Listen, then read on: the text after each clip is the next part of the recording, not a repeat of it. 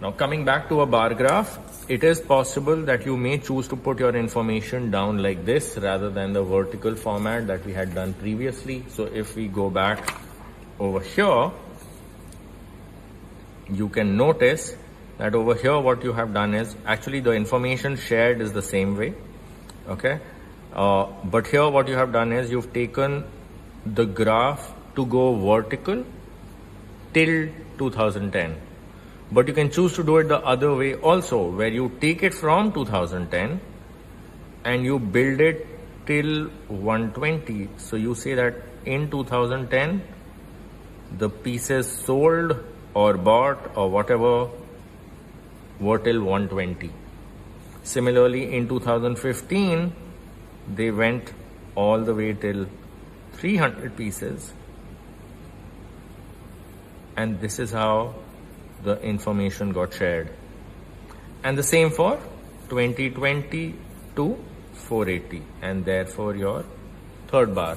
So you can have the information shown like this or like this. It's not a problem.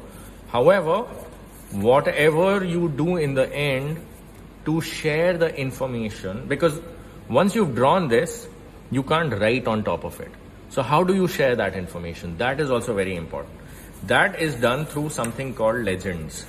So what you end up doing is you make your graph. So let's say again we will take these 3 pencils and we say that okay, 2010, the amount of sale that we had, let's say, was till here. Okay, your 2015, the sale was till here. And this information can also be shared in different ways. So you can either choose to do like a solid color, which is what I'm showing you over here. So solid colors end up looking like this. It's a little easier to work with solid colors, so that's why I'm showing you this method. But the other method is also fine in case you forget to carry your color pencils. However, I would suggest you don't forget. Okay, so let's say this is how the information has been given to you. I have left this gap obviously because there needs to be a kink created there. As you can see, the intervals are not constant. So this is important. But other than that, this information needs to be represented. So what you will need to do is you will need to create rectangles on the side of each of your graphs, be it a bar graph, be it a line chart or line graph, be it a pie chart, be it a 3D graph, whatever it may be. This is very important. Okay, so if you remember, any graph you make, you have the 3 axes, you will have to mention the information. So for example, if you mention this, I don't really know what this is. Is this ice cream or is this ants? So what you will have to do is you will have to mention over here quantities. Okay, and along with that, on the x-axis as well, you will have to mention years. So this information needs to be shared. Along with that, these rectangles will need to be created. So you have an orange rectangle,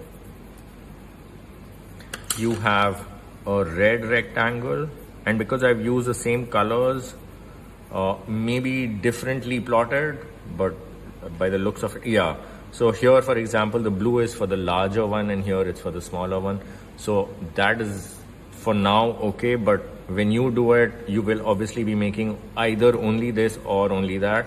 So just see what value is to be given to what, and therefore what color to be used. So let's say you have these 3. Along with these, you will end up writing. So here you will mention 120 pieces. Here you will mention 300 pieces.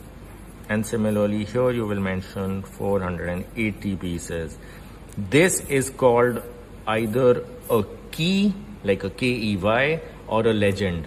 And legends are extremely informative as well as important, because they help the viewer understand that you are saying that in 2020, 400 pieces were sold. Okay, same for this and same for this. So You have to be able to draw this. You have to know where to put a kink in case you need to. The information shared on the y-axis and the x-axis need to be annotated, and a legend needs to be created.